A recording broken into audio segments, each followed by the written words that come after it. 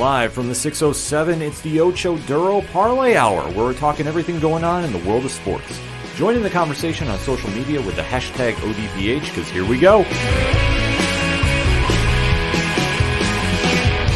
Instead of looking deep inside, every word I have to say, keep it simple. Welcome back for an all-new edition of the ODPH podcast, better known as the Ocho Duro Parlay Hour.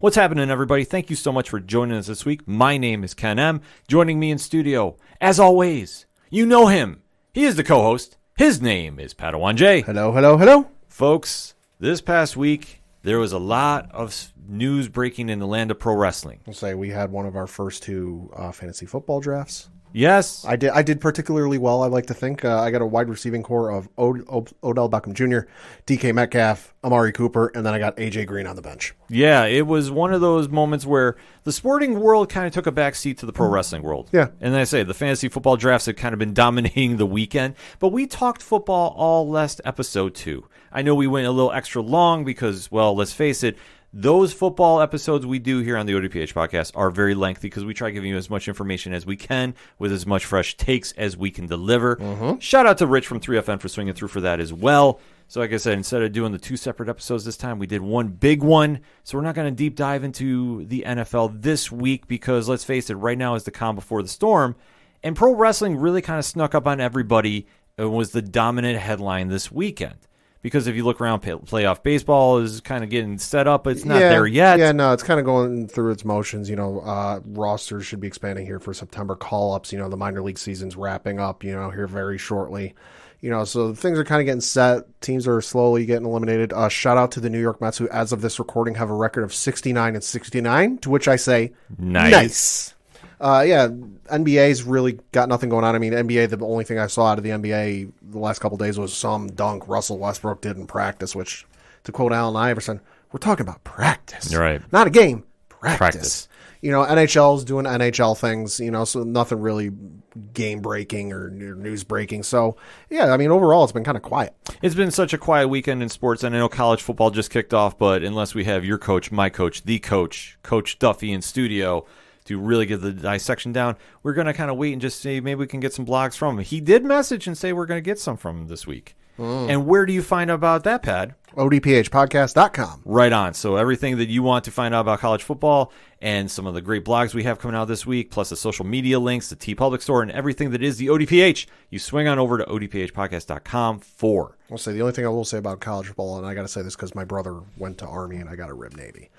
Shout out to Navy, who played over the weekend, had almost 45 minutes time of possession for the game and only scored once. Yeah. And they lost.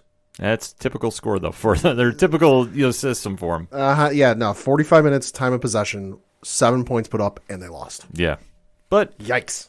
I digress. It's the opening weekend of college football, and like I say, some storylines breaking out, but they were all taking a back seat this week to the land of pro wrestling, as I kind of was alluded to a little earlier in the show. And there was no bigger story this week than All Elite Wrestling's All Out. Mm-hmm. Their biggest card of the year, stemming from Chicago. Yeah, their most bought pay-per-view. Reading from an article courtesy of Cultaholic.com. It says, All Out, quote, All Out takes the record from AEW Revolution 2021, which was headlined by the now infamous exploding barbed wire death match between Kenny Omega and Jon Moxley for the AEW World Championship with a buy rate of around 160,000 for the show. Double or Nothing 2021 now slips down to third place, which with between 135,000 and 150,000 viewers having tuned in to watch the Stadium Stampede second match, among other matches. So yeah, this one is now All Out 2021 is now the most bought pay-per-view in AEW history. And rightfully so, and that's why I say we're going to open up the first segment breaking down the events that happened. So, Pad, let us recap All Out, shall we? Yeah, so on the pre-show, they opened up with a 10-person tag match, and you had Chuck Taylor, Jungle Boy, and Luchasaurus, along with Orange Cassidy and Wheeler Yuta, taking on the team of Angelico, Isaiah Cassidy, Jack Evans, Mark Quinn, and Matt Hardy. And you had the first group of guys I mentioned defeat that team via submission in 8 minutes and 34 seconds. Yeah, this one kind of got shuffled a little around. It was a late announcement. We heard at the media scrum earlier in the week. So obviously with Andrade and Pac getting removed from the original card because of some situations, that they're going to actually run that match this Friday on AEW Rampage on TNT. So 10 o'clock if you want to go check that match out. I think it's going to be an absolutely fire one.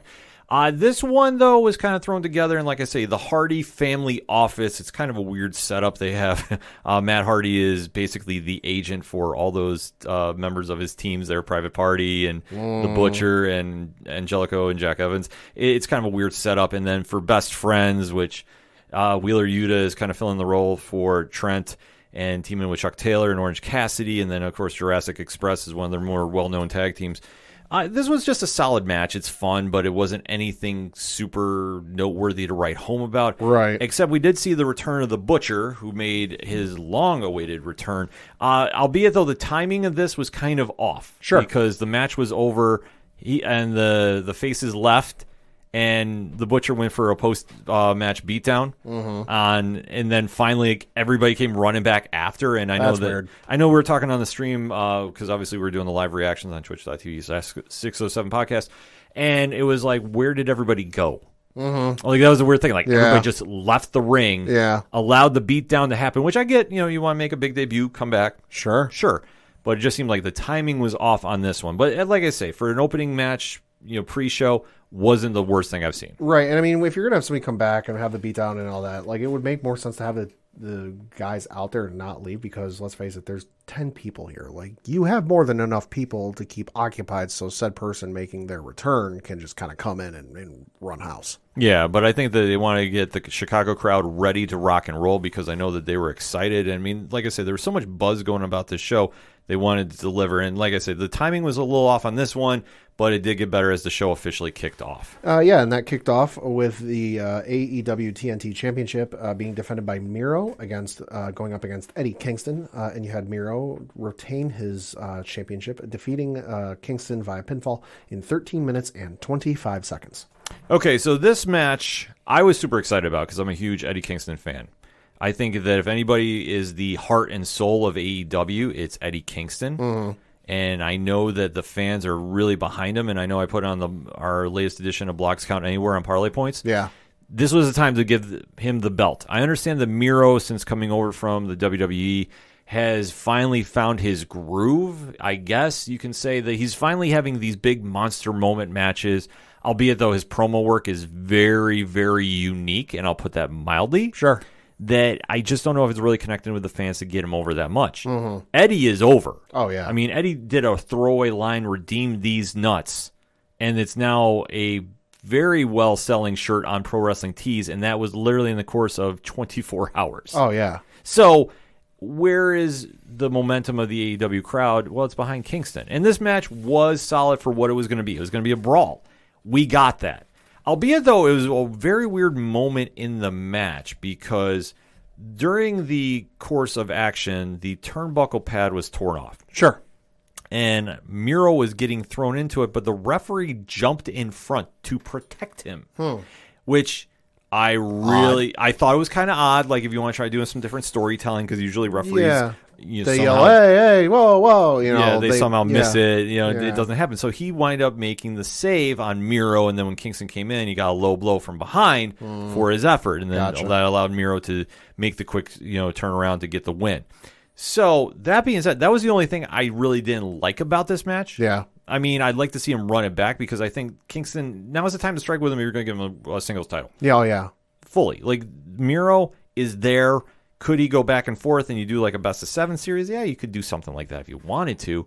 But I just think that you have to move the belt to Kingston while it's hot. And I think that if they had done that, that crowd would have exploded. Oh, easily. And I know it's a commonplace thing to have, the hot over baby face, kind of trials and tribulations. And, they just can't seem to win it. They, the Peyton Manning effect. Just can't seem to win the big one. To finally get it. Oh, my God, finally. It's such a release. Oh, awesome.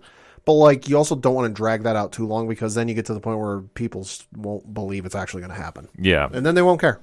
Exactly. I mean, that's kind of the problem they had. But this one definitely told a little good story. And like I say, it was a good opener. I just hated the ending, and that's what sticks out to me about this one. Sure. Next up, you had Jon Moxley take on Satoshi Kojima, defeating him in 11 minutes and 55 seconds. And I got to say something to the internet wrestling folks. This isn't anything in anger. This is just me griping because y'all confused the shit out of me whenever I opened Twitter and read the name. People were just calling him by his last name, Kojima. Every time they were just saying Kojima, my video game brain kept thinking of Hideo Kojima, who made the Metal Gear Solid series.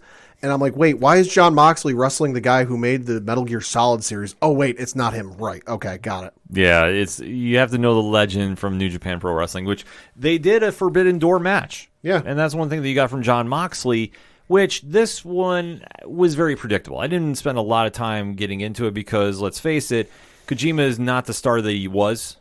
No, probably not. So this was kind of just I don't want to say filler match, but it kind of was in the sense that you knew Moxley was going to go over, that he wasn't going to lose this one. Because one thing that they've really been trying to push with AEW, and I'll give them credit for it, that they're at least trying to paint the narrative that there's a forbidden door and anything can happen. Albeit, though, if you want my honest opinion, Impact does it a million times better. Yeah. I digress. But this match was pretty solid for what you were expecting. And then at the end of the match, after Moxley gets the pin, and it was a solid match too. Got to say, Kojima was still going at a pretty good level. So it wasn't a bad match at all. But once the smoke cleared, we did get somebody to confront Moxley. Oh. And that wasn't Nick Gage, which if you watch Game Changer Wrestling, The Art of War Games, which was fantastic. And I highly, highly, highly, highly recommend you go check that card out because it was I can't speak enough good things about Game Changer Wrestling. I honestly thought Nick Gage was going to come out because now that they have booked the rematch or the match for the GCW title, since Jon Moxley is your GCW champion. So I did see that. I did see his wife holding the belt while he was asleep. Yes, and he actually came out wearing the GCW hoodie, which is available right now. So they have booked that match between Gage and Moxley for Atlantic City, October 9th, New York Comic-Con weekend. Oh, okay. So we'll be watching from the hotel room. So side note, speaking of GCW, shout out Joey Janela for giving Dave Meltzer a plant. Yes. Dave is coming around to it. I mean, it looks like he's finally coming around to GCW, which is smart. But no, we did not get Nick Gage. We got the NJPW legend, Minoru Suzuki, who came down. The fans were singing his theme song too, which was like I say, that moment, if you follow NJPW, was amazing. Is Moxley going to turn into the AEW version of Randy, just be like the New Japan Legend Killer? Because I'm looking at Kojima's page here on ProFightDB.com, and like you said, match probably wasn't the greatest, but he's also turning 51 in 7 days' time. Yeah, and according to ProFightDB.com, he has 2,584 matches under his belt, with 130 of them being on pay-per-view. And he's got promotions wrestled from the likes of AEW, as we know, CMLL, Impact Wrestling, MLW, obviously New Japan, the NWA, ROH, TNA/Wrestle One, and a whole bunch of others. So, the dude is very well traveled and very well known. And now they bring in this other guy to face Moxley. It sounds like Moxley's going to be the New Japan Legend Killer. Oh, well, I think to a certain degree. I think one thing that they really want to connect is he's still wrestling for New Japan Pro Wrestling. Right. That it's the Forbidden Door and who he's fighting from there. It's kind of like slowly warming up the AEW audience that if they don't know who's in NJPW, sure, they will by the time. Sure. But albeit, though, Suzuki is the one that really jumps off the charts. Sure. And I know that he's going to be making the rounds on the indie scene. I know he's got some dates lined up for GCW. Sure. But this match and seeing him come out, and like I tell you what, just go to the internet. If you're not familiar with Minoru Suzuki, you will not be disappointed. He is freaking awesome. Because I think the only one they could do that would blow the lid off the internet and whatever arena they happen to be in, but they can't because he's retired, is Jushin Thunder Liger. Well, there's a couple gentlemen they could bring in. Okay. And there's it's very noteworthy because a few are stateside. Like Rich mentioned this on the stream. Sure. Will Ospreay is in the States. Right. Jay White is in the States if they Right. really want to do it. But it was just kind of interesting to see who they're bringing in just a little bit from the Forbidden Door. And I applaud them for trying to get in. And the Suzuki one is the one that's really selling me. Yeah. Like Kojima, like you touched upon, is in the latter half of his wrestling years. Sure. So it wasn't something, even though they had a great match, like, Yeah. I mean, I wasn't Yeah. disappointed in it at all. But it was one of those that it's not the moment right now. Okay. Suzuki, I don't care, is freaking still Suzuki. At this stage, is still a big moment when you saw him hit the screen and when he came walking out. And like I said, they kind of had the little spirit test. And then once he hit the gosh pile driver, it was Yeah. all right. There's something about being an athlete in various sports with the last name of Suzuki that just makes you like the ageless wonder and able to do your craft for seemingly long years, well past the point you should be able to do them. Ichiro Suzuki, longtime baseball player, fantastic player, played amazingly well past the point you would think he would. Mm-hmm. And now you look at this Suzuki in pro wrestling, going on still amazingly. Yes, and they're going to have their match this Wednesday on Dynamite. So rest assured, if I wasn't watching Dynamite already, I am tuning in for this. Because Minoru Suzuki on my television screen is must watch. Next up, though, Pat. Was for the AEW Women's Championship, and you had Chris Statlander challenge Dr. Britt Baker, DMD, for her championship. And you had Britt Baker retain her title via pinfall, winning in 11 minutes and 33 seconds. Okay, so this match was very solid. Statlander was kind of an interesting choice to have face Baker at the show. And we've talked about this many times on 607 TWS. They should have had the rematch with Thunder Rosa and Britt Baker. Sure. Like, that's what AEW should have done. So Statlander gets plugged in here, and it was a solid match, I gotta say. I mean, it wasn't anything that really stood out like a complete barn burner. Let's say it won't go down in the halls as like one of the greatest women's matches of all time. No, but it was a good match. It definitely was. In fact, I thought Statlander had a better match than I thought she was going to have. Sure. But Baker is on fire right now. I mean, she is arguably their most over superstar. I would say so. Arguably, I mean, obviously with the debuts we'll talk about a little later in the show, it's room for discussion, but she is carrying that women's division right now into a new direction, which they need. And like I said, for them to have a good match like they did, and like I said, the only thing is the storyline wasn't there, but it still was a great match. Like I say, I can't take that away from it. But albeit though, if they really want to go storylines, I think that's where they should have gone with Rosa. But Baker retains. Kind of had a feeling that was going to happen. And we'll have to see what the fallout is going to be from here. Yeah. Next up was for the AEW Tag Team Championship, where you had Matt Jackson and Nick Jackson defending their belts against Penta El Zero Miedo and Rey Fenix in a steel cage match, which, goddamn spot fest if I ever have seen those two together in a cage match. Yes. But you had the team of Penta and Rey Fenix defeat the Jackson brothers to become your new AEW Tag Team Champions. The Lucha Brothers finally got the gold. This is about damn time. This match is in the discussion for Match of the Year. Okay. It's in the discussion. It's not a lock by any means, but if somebody says, when it's all said and done, this is Match of the Year, I can't dispute them too much. Right. But I think Walter Dragunov 2 is... It's got my vote. It's the reigning champ right now. But this match... We had great storyline. The Young Bucks, and I mean, I'll be honest, I don't really care for the new gimmick. In fact, I could not understand what was going on in Nick Jackson's facial hair. I'm just, just whatever the deal is with them.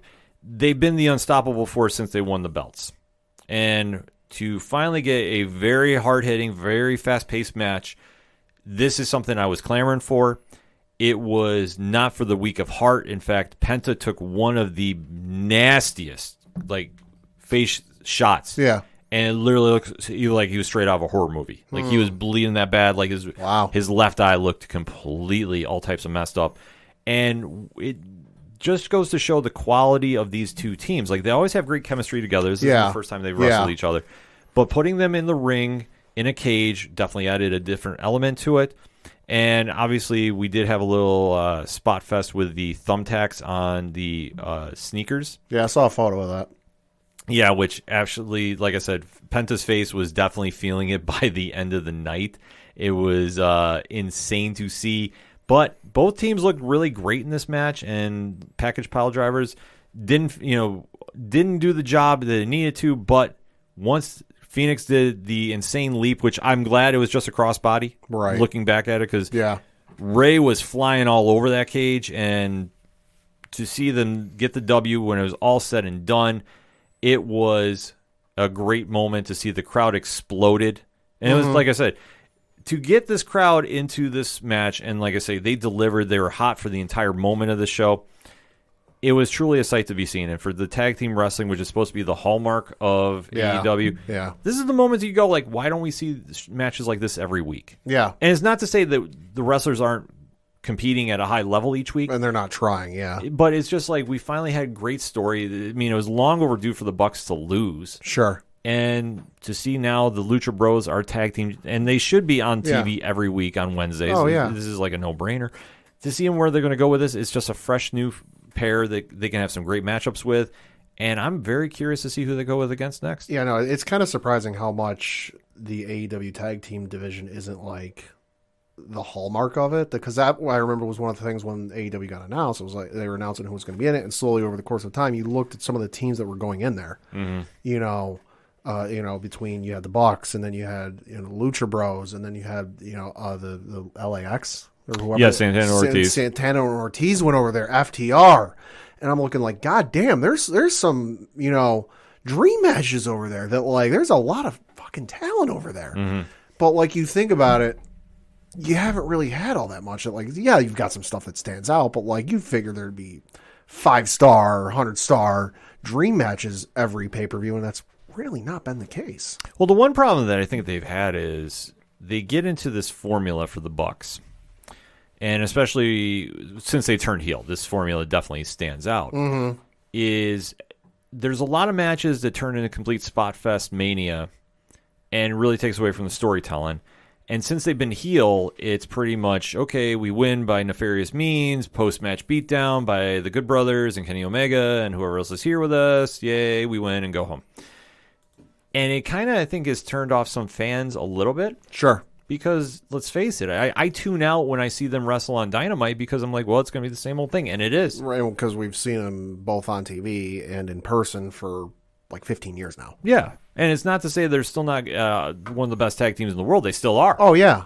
But it's almost to the point, it's like, okay, they need to do something to switch it up a little bit. And the whole storyline they were doing of the new elite, or whatever you want to define them as, I think it was just it needed them to take a loss at some point. Yeah. Because they've been beating everybody down defiantly So it's almost to the for point so of, long now. It's almost to the point of LOL Cena wins. Kind of. That's a great analogy for it. And that's one thing that with the Lucha Brothers finally winning, this definitely changes things up. I don't want to see an immediate rematch. I'd like to see them face somebody new. A Santana and Ortiz feud would be amazing to me. But I don't know where we're going to see happen from here, but all I know is we got New. I was super stoked about it, and this match delivered on all fronts. Rey Fenix is a bona fide superstar. If you're not familiar, get familiar. Why, after this, if he doesn't get a singles title push, is beyond me. Absolutely. Next up was your Casino Battle Royale, and it was involving the ladies of AEW. And you had Abaddon, Anna Jay, Big Swole, Diamante, Emi Sakura, Hikaru Shida, Jade Cargill, Jamie Hayter, Kiera Hogan, Kylin King, Layla Hirsch, Nyla Rose, Penelope Ford, Rebel, Red Velvet, Rio, Sky Blue, Tay Conti, The Bunny, and Thunder Rosa all participating. But it was that, of course, in Casino Battle Royale, everyone comes out in suits and four suits, and then you got the Joker, the wild card at the end. Who's it going to be? I know there's a lot of speculation. I particularly liked what I think you tweeted, that it was going to be the Iconics doing the old cartoon gimmick where they're standing on each other's shoulders with a trench coat. Not going to lie, hope that was going to happen because it'd be funny as shit and I'd have been in tears. Did not happen, though. As a lot of people predicted, again, this was kind of like CM Punk debuting in Chicago. Everyone knew it was going to happen. You had Ruby Soho, formerly known as Ruby Riott in WWE, making her AEW debut and defeating all of those women I mentioned to win the Women's Casino Battle Royale. I'm a huge Ruby fan. I think the absolute world of her. And to see her get the spotlight, I was excited to see her come out as a Joker because she can definitely have some dream matches in AEW. I don't even need to see her fight Britt Baker right away. I really don't. In fact, give me her versus Thunder Rosa in a feud to start. I like, because I didn't watch the pay-per-view, but I saw the gif of her reaction after she won. And just she was on her hands and knees after it won, and then she popped up on her knees. She was still on her knees, but her upper body popped up, and just the utter joy on her face, and just the scream and the smile on her face. And she hugged the fucking ref. Yeah, I just loved seeing the reaction that, like, hey, this is somebody who has been through some stuff that didn't exactly like where her character was going. She clearly is in a place now that she's excited and she's happy, and I'm happy for her. Well, you have to think about it. When she came up from NXT, I mean, she definitely was making some noise with the Riot Squad. And I think that at the time, WWE just didn't really know what to do with them. Sure. And obviously, she had some injury, a very, very bad injury that sidelined her for many months. And when she came back, it was kind of like, where are we going from here? And then at this point, too, they started doing their layoffs. And they decided to go in a different direction. And seeing Ruby, who was very emotional about getting released, it was a very down moment for me as a fan because I love seeing her in the ring. I think that she does amazing work. And it was a question of where was she going after this. And you heard the story that she was reaching out to Lars Fredrickson from Rancid, and when she was saying about she was going to use the name Ruby Soho, he was like, you got to use the song, and was immediately like, we'll make this happen. And to see her come out, and that was just a genuine reaction. Like there wasn't anything that felt forced about it. Like she came back out and was embraced by the AEW fans. Everybody was waiting to see where she was going to sign. And to see her come in, and she had a great showing. Yeah. And to see the possible matchups we have from here, I mean, she's a big name to land in that women's division. Oh, yeah. And I'm personally excited to see where she's going to go from here. The whole concept about the Casino Battle Royal, I think, is weird. Just because of how you have 5 wrestlers come out at a time. Like, I just think that's weird of how they have that set up. But to see the big reveal, I mean, obviously when the Joker comes out, it's a big reveal. Oh, yeah. I don't think that took away too much from the match because we were expecting somebody big and they delivered on it. And the rest of the match, like I say, was very, very good for a battle royal. I thought the chemistry she had with Rosa was great. And that's why I said I immediately, I don't need to see her fight Britt Baker. I know she's got a title shot locked up because she won. I don't need to see that right away. In fact, I really don't want to see that right away. I'd rather we wait till Double or Nothing next year. That's what I'm going to call my shot about that. I'd rather see Ruby have some dream matchups right now. Sure. Like I said, the 2 people that jump out to me, Thunder Rosa and Chris Statlander. That's the 2 people I want to see her fight right away. But solid debut. I'm still marking out about it. And to see Ruby now at a new home and getting ready to go kick some ass, I'm super stoked about. Next up, you had Chris Jericho taking on MJF in a career-threatening match wherein if Chris Jericho lost in any way, career's over. Done. Hanging up the boots. And during the match, you did at one point have Chris Jericho, quote unquote, lose, or what was it, like a pin, 3 count? Something? So what happens here is, and if you were new, you didn't see this coming, but if you had watched any amount of wrestling, I didn't watch the goddamn thing and I knew this was going to happen. Well, let's just give a little background history to this. This whole feud has been going on way, way, way too long. I'm sorry, folks. I have tuned out from it because we have been having MJF versus Chris Jericho, factions or no factions, going on for so many months now. It feels like Fight Forever for all the wrong reasons.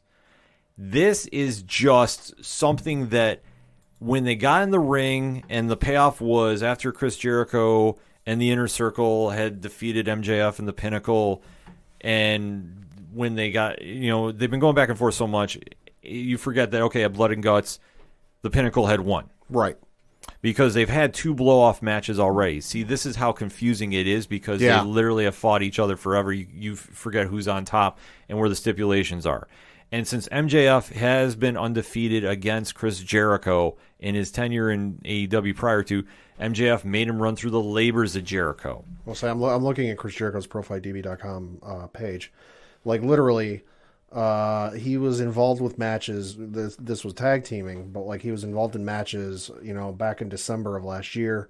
January he partnered with MJF on the December 23rd, again on the January 20th, then on January 21st, then again on February 3rd, then again on February 4th, And then he partnered with him again on March 7th. So, like, they were involved with matches with each other for essentially 3 months. Like, what the shit? Well, that's the one problem that we have is they keep going back and forth to fight each other because it was the whole thing about MJF was trying to break into the inner circle. Mm-hmm. Then he couldn't. Then he got exposed for trying to do it. Then he brought in the Pinnacle, and then it was Faction Warfare, Stadium Stampede. Then the Stadium Stampede match took place on May 30th of 2021. Then you had the 5 Labors of Jericho, which wasn't involved with MJF, but he was still there and showing up. You had those take place on July 21st, July 28th, August the 4th, August the 11th, and then August the 18th. Yeah. So that went on for another month. Yeah. Like so in its all essence, he's been involved with MJF for the last 6 months. If not more. I mean, they've still been teasing the back and forth. Like I say, this has gone on way too long. And like I say, we've already had the 2 blow-off matches, so this should have been done. The only thing that we've had now is since Jericho lost after he got to the 5th labor, which was MJF, because I do Steiner math, and that's how we got there, and he lost it, he put his career on the line. Where we got on this match, it was a good match for what we were expecting from it. Mm-hmm. However, though, it was a situation where MJF, hit Chris Jericho with his baseball bat. Right. And he technically hit him with the Judas effect, but Jericho's foot was allegedly on the rope when the ref counted 3. And then suddenly, as the crowd is booing, a second ref came down and overturned the decision. But I thought the ref's decision was final. Well, that's what we all said, because now I'm starting the hashtag Justice for Eddie Kingston because the referee did not see the egregious error that happened there. Uh-huh. So why is it allowed there and it's not here? I digress. It's what, Pad? Reasons. So then we go into the next half of this match where Jericho has new life. He's put into MJF's arm bar, and then he winds up sneaking it out, so thus he gets the Lion Tamer on, and then he saves his career. So this was just one of those situations. It's like, why? Yeah, like you knew he wasn't going to lose and end his career like that. You know, Yeah. You knew at one point along the way that it was going to happen. Where, oh my God, he lost. It's all over. But hey, shenanigans ensue, and it's not over. So it's just at this point. Like, I expect a lot out of Jericho, being that he turns 51 in November. He's been in the ring for a lot of years, and he's got a great mind. I mean, Chris, you look at the reinvention he did of himself in the last 5 years. But to see this and just to see how it comes, even not watching the thing, I'm like, this is just bad. Well, it's just puzzling of why we're going to still go here. And now the situation you have is MJF, who should have been done with this feud, retire Chris Jericho, and now go on to for a title belt because he's long overdue. Look at rankings matter. Well, look at his ranking. Enough said. Now is probably going to start up another feud to get back at Chris Jericho because reasons. Yeah. And I don't get it. I don't understand it. It's not working at this stage because now you're getting to a point where you're turning your fan base off because we've seen this now for at least 7 months. It feels longer. Right. You've had 2 blow-off matches with your faction, which, to be honest with you, I don't even know if the Inner Circle is still a thing. I saw everybody's wearing their biker vests, so I'm guessing that is. But the Pinnacle, I don't know what is going on there. Yeah. You're now going to hit the reset. And the only thing that I will say I'll be happy about for a week is if Jericho makes MJF go through 5 labors of Jericho and we get Nick Gage back. Yeah, maybe. But I don't know if that's going to happen. But I don't think that'll happen just because it's so soon after they did the 5 labors of Jericho. That would just be rehashing the story, and I don't think people would like that. I hope, but that's the problem though. We've been rehashing this storyline instead of having growth. Like if Jericho retired and went to the commentating booth, they could have got out of it a different way. I mean, there's rehashing a storyline, and then there's literally redoing the same matches like a month after you just did them. Yeah, but I get continuing the feud and this and that. Like I'm like, okay, long in the tooth, but like there's that, and then there's literally redoing the same matches. Yeah, but I'm saying they've done that though. So what the hell's going to be the 5th labor of MJF? He can't use a scarf. Yeah, like I say, they'll find something kind of cheesy to do it because I fully sense that's going to happen.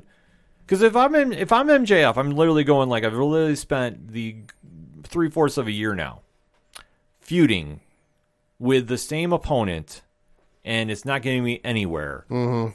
Now we have more people that are joining the company. where is my spot here? And mark my words, when his contract's up with AEW, he's going to WWE. You can make that a lock right now. Timestamp it. I can say it. Because why is he going to keep doing this if he's not going to be anywhere near a title? I'll say normally when you face a veteran of the industry like a Jericho, it's a feather in your cap. It pumps up your resume a little bit. It looks good. Feather in the cap.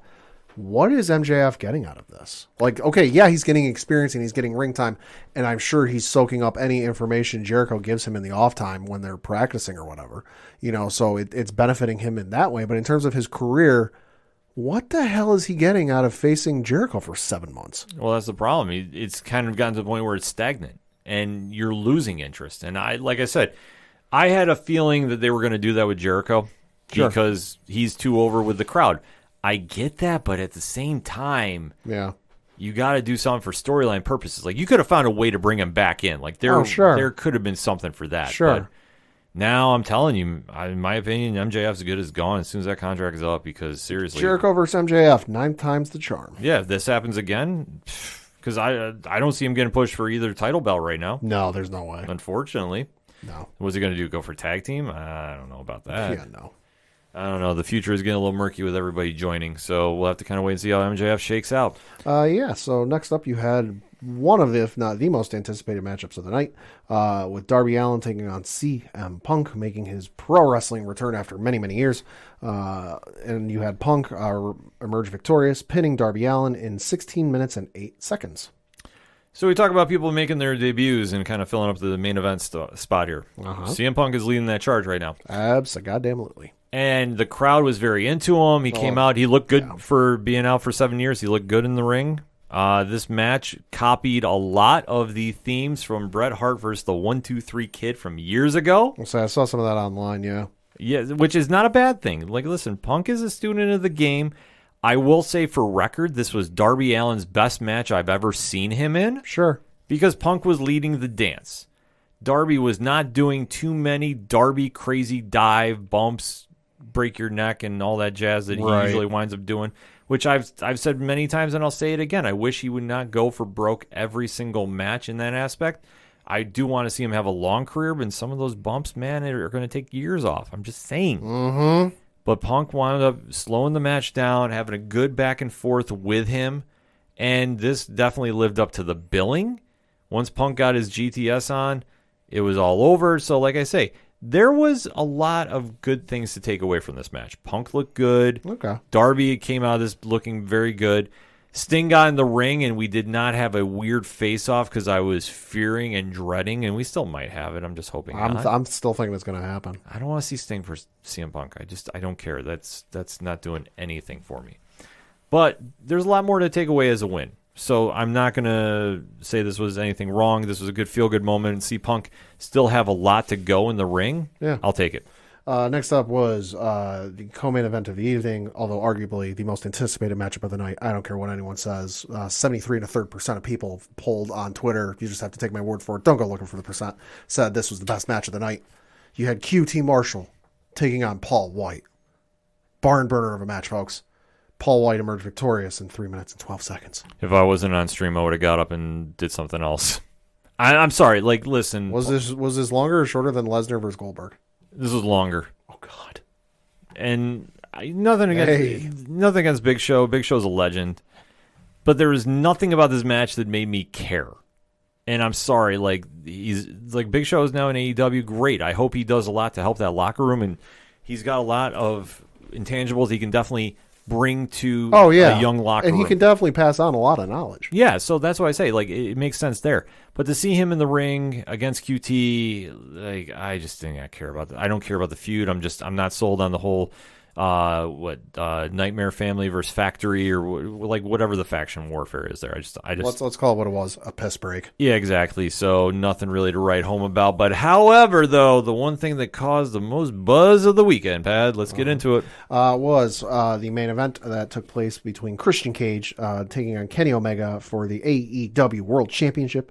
And I'm not going to lie, I saw online earlier in that night that the Bucks had lost their belts, and of course Kenny Omega had lost his Impact Impact / TNA championships earlier this year, like a month or so ago. Given the fact that the Bucks had lost the belts earlier in the night, I thought he might lose. I thought we might go from Kenny all belts to Kenny no belts. You know, the Bucks had lost their belts. I thought we'd go from, the Elite's got all the belts to, they ain't got shit. I was wrong. Kenny Omega emerged victorious, pinning Christian Cage in 21 minutes and 21 seconds to retain his AEW World Championship. Well, I had a feeling this was going to end the way it did. And, Sure. And I agree with you. I thought maybe Kenny Omega might lose. However, I didn't. The minute Christian Cage was locked in for this main event, I knew he wasn't losing twice. Sure. Like, that's the thing. Like, they did the great move. Christian Cage won the Impact World title. Okay, were you really going to have Christian Cage get pushed that highly up there? I could see it, but I didn't see it. I was like, no, they're not going to do this. This was supposed to be Hangman Adam Page's spot, and I mean, he's... Who, I'm looking at the card, nowhere to be seen. Yeah, there was a lot of speculation about him taking time off during this match, or this time period. So, okay. So that being said, they plugged in Christian Cage, and Christian is Christian. Sure, he's WWE legend coming back in, but this wasn't enough to really say, okay, we're gonna make a big change at the top level. If Page was there, it would have made a lot more sense because storyline, and he, along with MJF, your cornerstones of young, quote unquote, homegrown talent, if you really want to say that. Why you're not pushing them in the world title pictures or TNT title pictures, I don't get. And like I say, it's going to come back to haunt them in the worst way possible in the long run. But this match was what it was with Christian and Omega, and it had some very good back and forth, albeit, though, hitting the one-winged angel from the top rope. You knew it was game over, no questions about that. Kenny Omega delivered another great match, but that's what he does. Mm-hmm. And then after the match, though...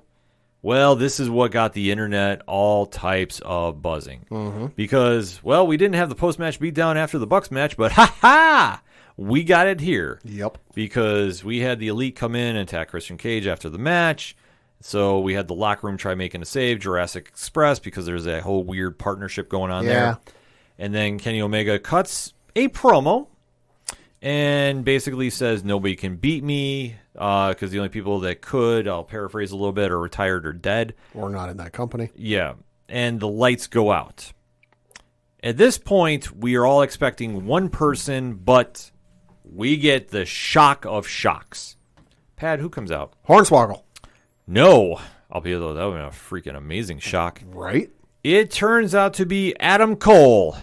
Baby. Baby. And he comes down to the ring. Crowd is losing their mind. I was completely stunned. And to be honest, I wasn't. Just because, to get in, peek behind the curtain a little bit. It was reported on the internet over the weekend that one of his sticking points was he wanted to keep his Twitch channel, and he had even said as much during a live stream he did about a month or so ago that, like, hey guys, I'm not going anywhere. I love streaming. I love talking with you guys and playing games. I'm never gonna quit streaming. That was such a sticking point that WWE, it sounds like, wasn't going to budge on it. So I'm like, I wasn't surprised at all. Well, I kind of was, but we'll get into that a little bit next segment. Is we knew his contract had officially run out. Yep. However, it was very uncertain where he was going. I know AEW kind of had the feeling that he was coming to sign with them, but nothing was set in stone. And once we saw him hit the screen, I was legit shocked. Mm-hmm. I was legit shocked. And then we see him side with the Elite. Because, of course. Because they have a lot of history from the Indies and Ring of Honor and such. So yeah. It made sense to do, but that wasn't the only surprise we had, because once the heels are getting the upper hand, somebody else makes a debut. Mm-hmm. And that is? Bryan Danielson, the American Dragon. Yes, the wrestler formerly known as Daniel Bryan comes out on the stage and makes his way down to the ring. Mm-hmm. And thus we have the big standoff with Jurassic Express and Cage fighting the Elite off. Crowd is losing their minds. Yeah. And then the show ends. Okay, I came out to Flight of the Valkyries, not his WWE theme, but the actual song Flight of the Valkyries. Yes, folks, that is a real song. That isn't something, somebody in WWE music made for him. That's a real song. Look it up. And then it dropped into something else. And I know a lot of people online were going, why didn't he come out the Final Countdown? That's what he did in his indie days. There's a very specific reason. I'm going to guess Europe hates that song so much that they have the price on licensing the song is so astronomically high that that you have to be stupid to license a song, as has been reported by Dave Meltzer, and we know your opinion of Dave Meltzer. We know Rich's opinion of Dave Meltzer. Not the friendliest, but Dave Meltzer did say that the price for licensing Europe's The Final Countdown was just a little too high, even for Tony Khan's liking, and as has been reported online, it is $50,000 an appearance to play that song. So if on a theoretical, spectrum, let's just say this week, shows up on Sunday, $50,000. Shows up on Wednesday, another $50,000. So we're already at $100,000 for the week for a song that let's face it, he's going to be playing for what, like a minute and a half, if you're lucky. And then let's just say for grins and giggles, he comes out on Friday, just to really give the AEW crowd fans everything he's got for the week. It's $150,000 fucking dollars. Yeah. For a song. It's not like, you pay the $50,000, you can use it for the year. No, that's for the time you want to use it.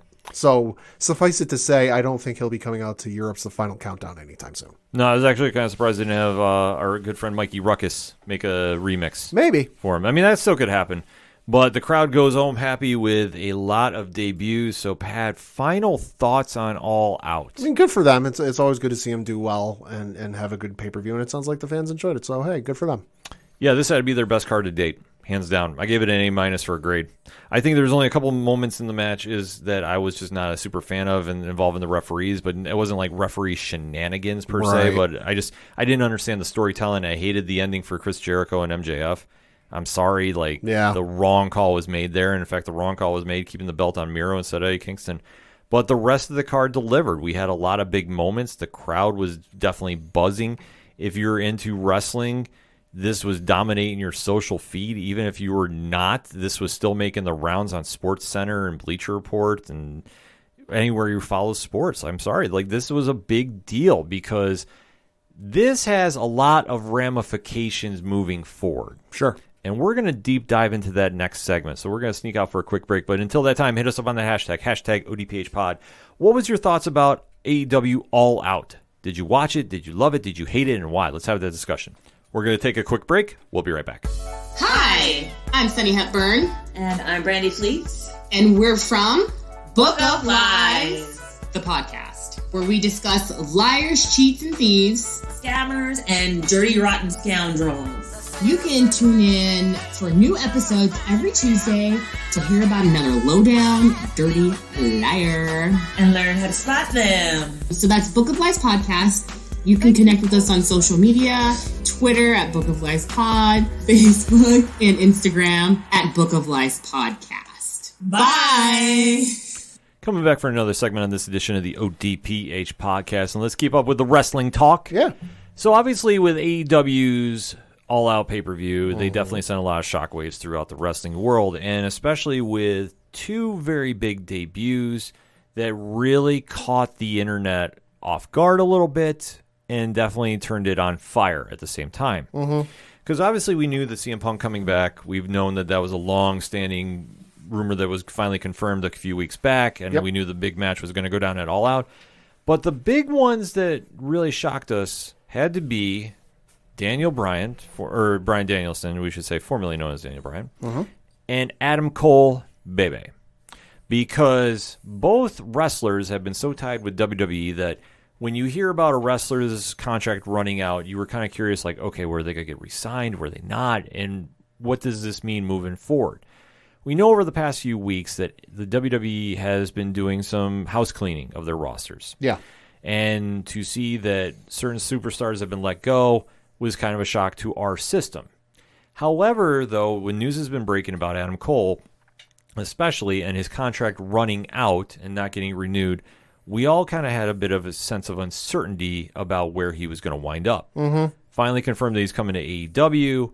This was a definite needle mover for the fans. So, Pat, that being said, what is your initial reaction to Adam Cole signing with AEW? I mean, I'm not entirely surprised. Enough time has gone on since it came out that his contract had run out. He'd agreed to do the 1 month extension to finish off, and he even said as much that there was the rumor that people were surprised that his contract had run out and they thought he had another 6 months on it. He was in the post post-show media scrum, and Adam Cole has said as much as himself that he was surprised his contract ran out and he thought he had another 6 months. But he agreed to do the 1 month extension to finish out the storyline he was doing with Kyle O'Reilly, who he called one of his best friends. But once that was over and done with, and the match was over, and he was kind of written off TV, for WWE, and of course he had that alleged meeting with Vince McMahon, during SmackDown taping or whatever it was. A lot of time had gone on that, like, I saw enough opportunities for him to debut on WWE's main roster. I would imagine it would have been on Raw, because let's face it, SmackDown is loaded. Mm-hmm. That it didn't happen, and the more, it's one of those things that, like, the more time goes on that you think something's going to happen and it doesn't, you start to go, all right, it's not going to happen. And especially, like I said in the last segment, he had made a comment on his Twitch channel month or two ago that, like, hey, I love streaming with you guys, I love hanging out with you guys and just interacting with you guys. I'm never going to quit streaming no matter what, which was a very interesting comment to make, because at the time it wasn't known about his contract situation. Everyone figured, because he had lost the NXT belt, that he was going to be going up to the main roster. It was a very interesting comment, and a lot of folks were interested because it's very well documented what WWE's stance is on main roster stars having Twitch channels. Mm-hmm. They don't like it. They don't really let them do it. So that was interesting. And like I said last segment, there was a report over the weekend that one of the big sticking points was his Twitch channel. Yeah. That was, he wanted to keep doing that. I wasn't surprised he let the contract lapse, because, like you said, and I know Rich has said, this could be, given his age, might be, I don't know where he's at with his thought process on his career and how much longer he wants to go. It could be one of the last contracts he does, where he's a full-time, wire to wire, constantly going guy that, like, he might take a step back after this and be, and I don't want to say part-time, but not as active, so get your money, get your payday, get your paycheck. So the fact that he let his contract lapse and was going to do a Randy Orton or a Brock Lesnar and work multiple sides to get the best contract you can get. Mm-hmm. It's not anything sleazy or slimy. It's a negotiating tactic. Sports athletes do it all the time. Look at Moneyball. I know that was well documented in Moneyball of players doing that. So I'm not entirely surprised. He gets to be with his friends. He gets to be with his girlfriend, fiance, whatever his relationship is with Britt. Yeah, good for him. It's an avenue, and there's a lot of fun matches he could have over there.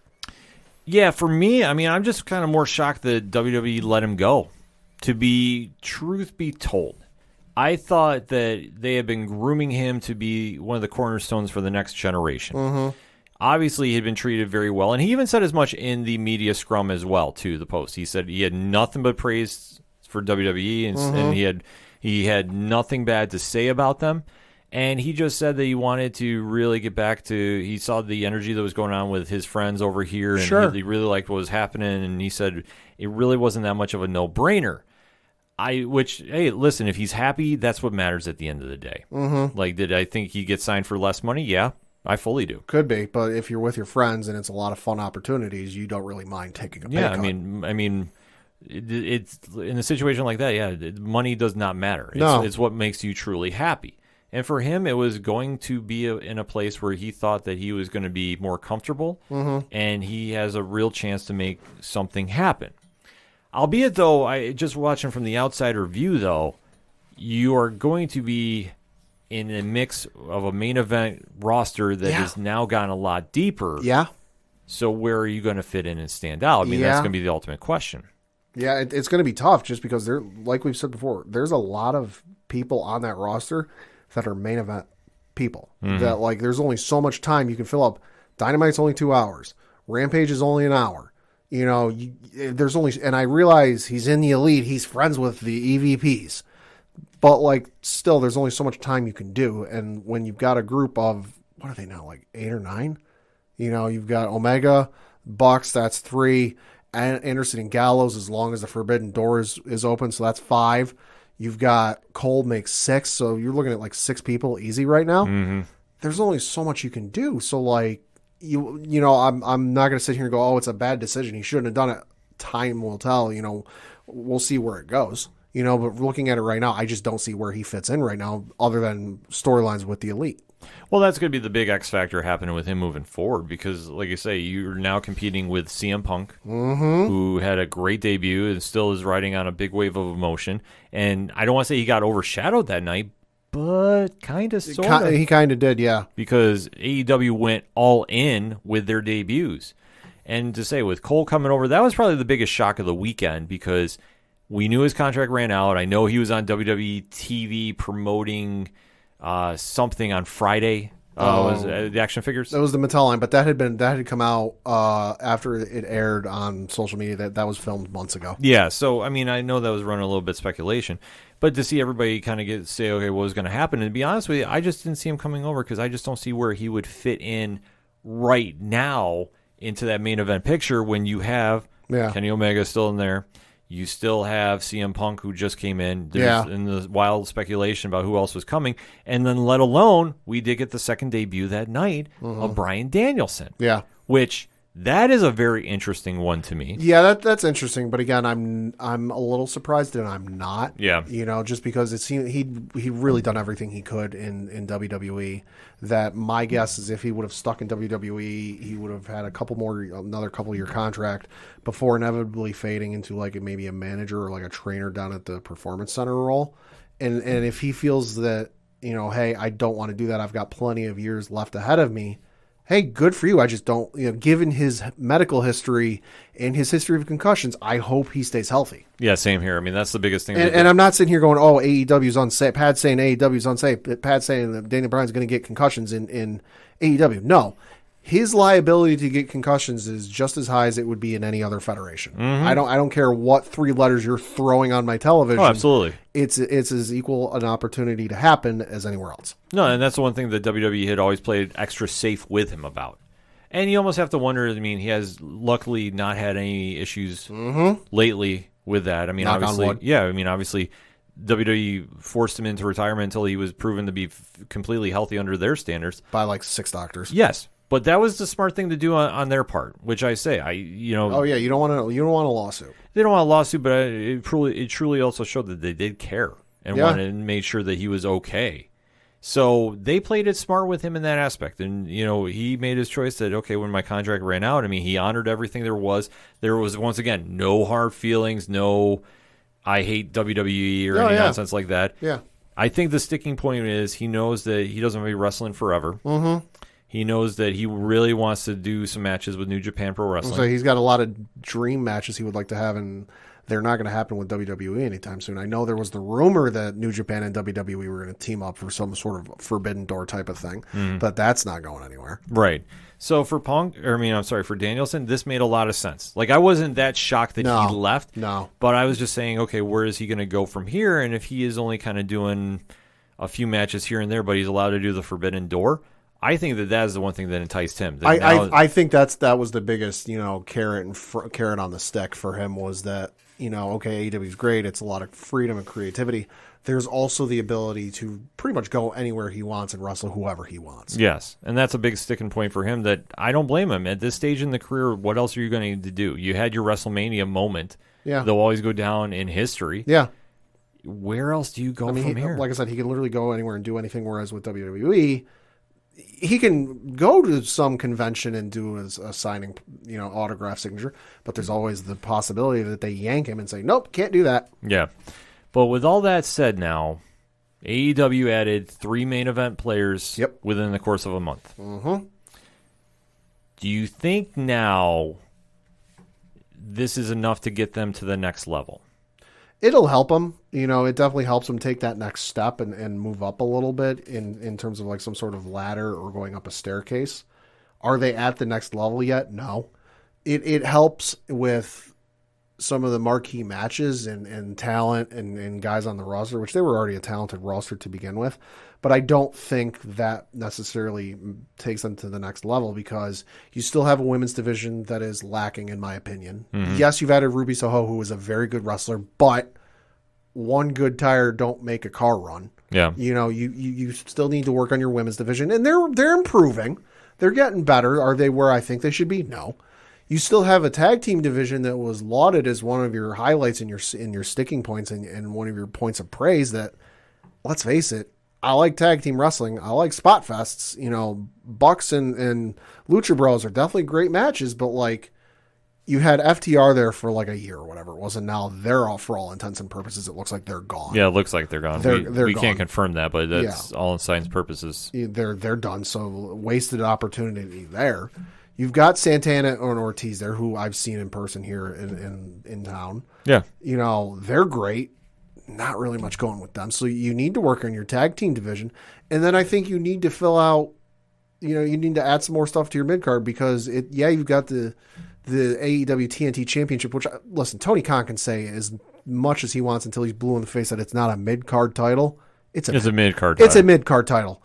You need something else there. I don't know what it is, whether it's some other mid card championship, a la an Intercontinental Championship like WWE has, but you need something else there that you can, hey, we've got matches for the world title, matches for the tag titles, matches for the TNT titles, and whatever other belt you want to come up with. It's just something else there that you can focus some guys on and not just have a bunch of random matches thrown together to fill out 2 hours. Yeah. I think these are all steps in the right direction short term. I really do. Like, I think this should be celebrated for a win for AEW completely. Oh, absolutely. I think if anybody tries saying anything different, you're completely wrong. This is a big win for them. Well, I'm not an AEW guy, and I'm saying it's a win for them. Oh, yeah, absolutely. I think that this is steps in the right direction, that they can land a big free agent. But the question now becomes, where do we go from here? There is still a lot of names being rumored to be adding to the roster. Mm-hmm. Bray Wyatt is leading that charge. It's heavily rumored. I don't know. It's not fact, but that's the thing now. I mean, the thing with Bray, though, I've heard the last couple of days is it might not be as certainty as one might have thought. Well, that's the thing. You don't know him, and that's the rumor mill. But you have to say, with all of the positive PR that's coming out of this past weekend, it has to be talked in consideration. Sure. And it does make a lot of sense.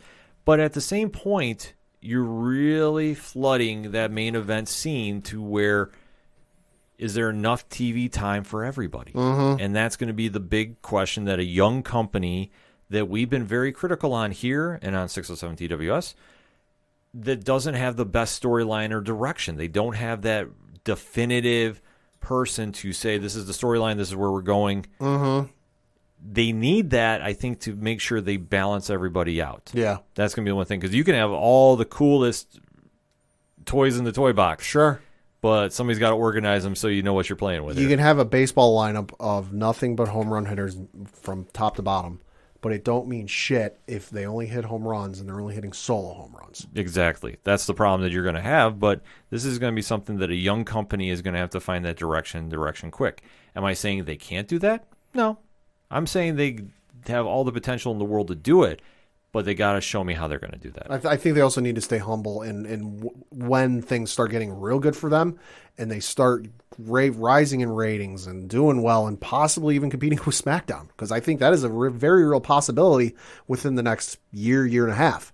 I think you got to not buy into the sunshine getting blown your way and stay humble. Yeah. Because it's real good when you're on a winning streak and things are going good no matter what sport you're in. But you got to stay humble and you got to stay focused. You can't drink your own Kool-Aid. Uh-huh. That's the biggest thing. Only some fans could take that advice.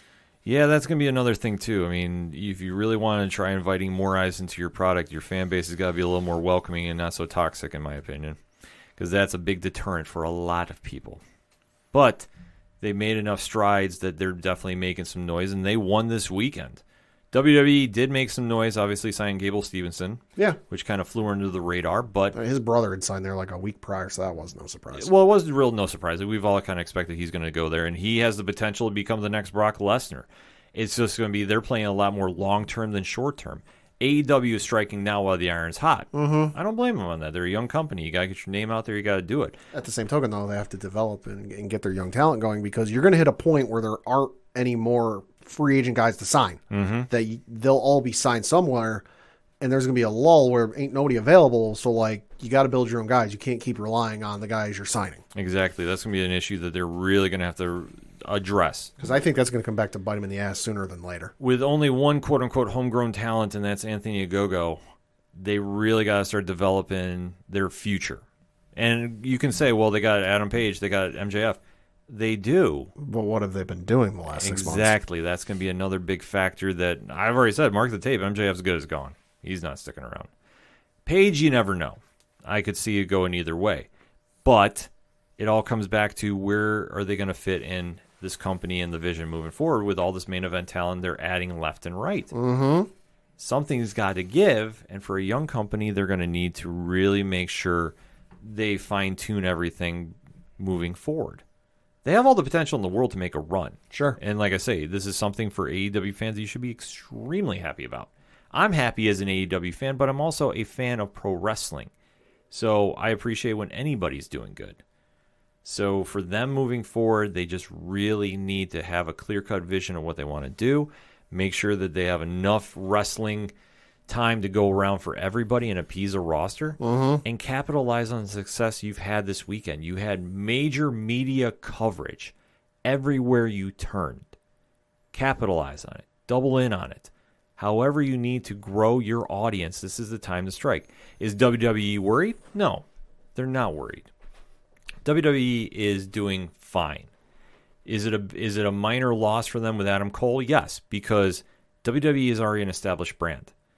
They will keep moving. They will keep developing new stars. And if you don't think that they already don't have a replacement in mind for Adam Cole's spot on the roster, you're sadly mistaken because they have a whole division. It's called NXT. It just depends on who's going to get the next push from there. Yeah. They'll be fine.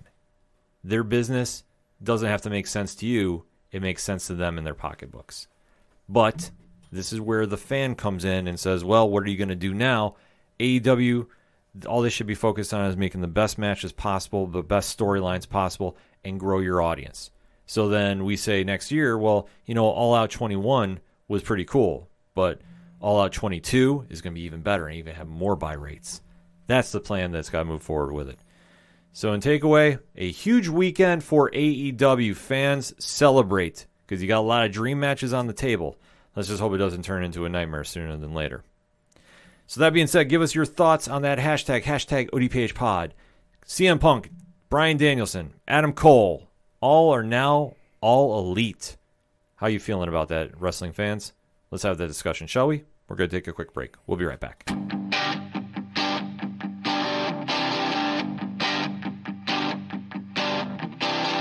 This is Tom from Tom Joe Lou, This is Matt from Sideroom Sounds. and you're listening to ODPH Podcast.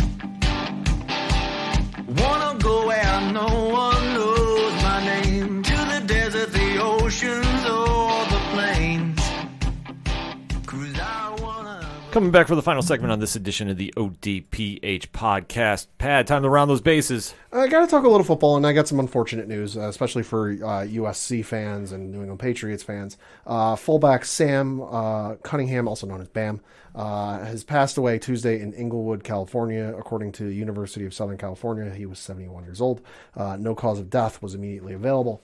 Reading from an article on ESPN.com, quote, Cunningham, who was inducted into the College Football Hall of Fame in 1992, is widely recognized for helping speed up the process of integration in football programs across the South. Cunningham ran for 135 yards and 2 touchdowns as USC beat an all-white Alabama team to open the 1970 season. That performance, coupled with those of his black teammates, was pivotal in Alabama coach Bear Bryant's decision to recruit black players. One of Cunningham's best performances for the Trojans came in the 1973 Rose Bowl when he ran for 4 touchdowns, earning MVP honors in a 42-17 win. Cunningham was drafted number 11 overall in the 1973 NFL Draft by the New England Patriots and went on to play 9 seasons for the team, becoming the franchise's all-time leading rusher. He finished his NFL career with 5,453 yards rushing and 49 touchdowns before retiring after the 1982 season. He was inducted into the Rose Bowl Hall of Fame in 1992, the USC Athletics Hall of Fame in 2001, and the Patriots Hall of Fame in 2010 following his playing career. Patriots owner Robert Kraft did put out a statement saying, quote, "We are deeply saddened to learn of yet another loss to the Patriots family this week, and our hearts ache for Sam Cunningham's family and all who are mourning his passing today. Sam Cunningham was one of my favorite players throughout the 70s, and my sons all loved him. After I bought the team in 1994, it was my honor to welcome him back to the team on multiple occasions, recognizing him as a 50th anniversary team member and again for his induction into the Patriots Hall of Fame. As much as I admired him as a player, my affection for him only grew after spending time with him and learning about more about him as a person. He made a tremendous impact both on and off the field and was beloved by his teammates. As a Patriots Hall of Famer, Sam's legacy and contributions will be preserved and celebrated forever, but today his loss is felt with heavy hearts, close quote. And that was not the only passing the Patriots family had this week. They did lose David Patton earlier this week, who I will say won 3 Super Bowls with the Patriots. Were it not for his performance in that first Super Bowl, I arguably might not be a Patriots fan. Wow. So I cannot thank David Patton enough, and to both of those individuals and their families, I say thoughts and condolences to you, and rest in peace. Absolutely. Second that. Our deepest condolences to their family, friends, and fans all over. So for my base, kicking off now, some UFC action this past weekend. Okay. Now, I know we've been a little quiet with the UFC because they really haven't been doing a lot of pay-per-views. The next one is scheduled to be on September 25th. So we got a couple fight nights in the middle, and really nothing that's moving the needle. However, the main event was definitely something interesting because obviously having it in Vegas. It was Derek Brunson and Darren Till in a highly anticipated middleweight matchup, and Derek Brunson wound up getting the submission victory in the 3rd round. So Darren Till, you know, it's always good to see him in a fight, but yeah, Derek Brunson just had his number on this one, so not sure. I know he was screaming about a title shot after the fight, but kind of have to wait and see what happens with that in the middleweight division because Israel Adesanya is still your champion. This is true. So be careful what you wish for because Adesanya is on a whole other level. And let's close this show out talking about week 1 of the NFL, and it's Locks and Leaps time. And Coach is lucky I'm in a nice mood because otherwise I'd make his picks for him. Yes, this is true. Coach is said, and I quote, "I will have a blog ready by the end of the week." So we're holding him to this. I think he's still recovering from Notre Dame's game over the weekend. Yeah, he's like that or trying out for the defense. One of the two. We were trying to talk to him about college football, and I know he was not having it this weekend because, you know, what can you say that hasn't already been said, folks? This is true. So we have to get on track with our Locks and Leaps Invitational. Got a lot of our content creating friends chimed in, said they want back in. So we'll have those results on Facebook on Tuesday where everybody ranks after the smoke is all cleared. But week 1 for the show where we are talking only 1 lock and 1 leap each here, but the competition is 2 locks and 2 leaps per week for the Invitational. So, Pat, that all being said, why don't you kick us off? Who's your lock this week? My lock is going to be the Carolina Panthers defeating the New York Jets. Currently, the line is the Panthers by 5.5 points. And if you listen to last week's show, the Jets fucking suck. Like, not much has changed in a week's time that's made me go, oh, you know what? The Jets might be able to pull this one off. No, like, is not great as the Panthers are, they should be able to beat the Jets handedly. And then for my leap, I'm looking at the Broncos and Giants game. Giants are at home at 4:25. Home opener for the Giants. Danny Dimes, is back. Saquon Barkley's back. They got a bunch of new players on offense there. Denver is currently a 3-point favorite. Wow. Denver's a 3-point favorite in the Meadowlands. I don't think they'll be able to do. Coach may like me, or he may put me through a table, one of the two. I think the Giants will be able to do it and pull off the Week 1 win. I'm actually shocked. I didn't think the Giants were going to be that big of a dog to home to Denver. Yeah, Denver, congratulations, Teddy Bridgewater's your quarterback, but what the fuck else do you have? Wow, that's mind-blowing to me right now. Congratulations, you're in the Final Four of, NFL on Fox's best fan-based contest. That ain't going to get you anything. No, definitely isn't. Wow. That's a lot to absorb right now. Just going to put it out there. So for my lock, I am taking the Rams. Okay. Minus 7.5 over the Bears on Sunday night. Listen, Matt Stafford is going to be better than one of my favorite quarterbacks, Andy Dalton. But let's just say I don't care that they don't have a running game. It's still the Rams. They're at home. Bears traveling out there. It's going to be a tough time for them. I think the Rams will win this one outright. Mm-hmm. And for my leap, I don't like it when teams travel west to Midwest or East. Yep. The Colts are 2.5 dogs to Seattle. Ooh. this is going to be an ugly game. Ooh, yeah, well. This is going to be an ugly game. I'm telling you, this is going to be boring as you know what. But I got to take the Colts. I know Dog is going to be screaming at me about this. Yeah, he is. But listen, Russell Wilson traveling never usually is a good sign. And the Colts, we've talked about this numerous times. They're the most boring team in football, but they win. Facts. I see that defense giving Russell some fits on Sunday. A lot of good games to be talking about, and obviously keep your eyes on ODPH social media because Locks and Leaps, the trash talk has already begun, and it's only going to get worse from here, and we're all here for it. So make sure, if you are in this year's invitational, make sure to post your picks online so we can definitely have you in the competition, and we'll see who's going to be holding the trophy at the end of the season. I echo what Rich said last week. Step your fucking game up. Pat wants that smoke, too. I tell you what, our group chat, the one we just established with everybody on Twitter, I think is going to get very, very loud over the weekend. Just going to put that out there. So that all being said, the music you heard on this edition of the ODPH is that of Brian Wolf. He's a Green Bay Packers fan. This is true. He has high hopes. He has a lot of new stuff coming out that we're trying to get clearance to kind of announce here on the show. Nickelback cover album. Oh, don't tease me. But, Pat, if I want to find out more about Brian, where do I go? ODPHpodcast.com. Right on. You swing on over to the music section. Check out everything going on with Brian. Everything going on with Tom Jolu. Everything going on with Second Suitor. Floodlands. Yard Party. Shout at the Robots. All the amazing groups you hear on the show each and every week. You can go support them right there. We make it so easy for you. We also say swing on over to the Classifieds where you can find friends of the show, organizational links supporting Black Lives Matter, all the amazing pod groups we are in via their Podchaser pages because you know my rule. If you're in a group, you say on Twitter, I'm in a group, this is my group, and you're not a Podchaser. Are you really in a group? I think not. So definitely shout out the Inner Circle. Shout out to the aPODalypse. And, of course, shout out to hashtag 607 podcast and our fam over at 8122 Productions, Rich, Ron, Mike C. And, of course, Big Natty Cool. Still on Twitter, Pat. Oh, boy. $1 gets you in the door. $3 gives you a comfy seat at a table at the Patreon. All of that. New Parlay Points blogs this week. We're looking at least 3 coming down. So subscribers are up on that too, by the way. So shout out to everybody that's checking out the Parlay Points. I definitely appreciate seeing everybody chiming in and giving some feedback on that. All that and so much more. ODPHpodcast.com. That's all I got for this week. So for the one and only Padawan J. Fuck the Astros. I'm your host, Ken M. Wrestling fans, enjoy wrestling. Don't take a side. Just enjoy it for what it is. Thank you as always for listening to the ODPH podcast, better known as the Ocho Duro Parlay Hour. We'll see you next time, baby.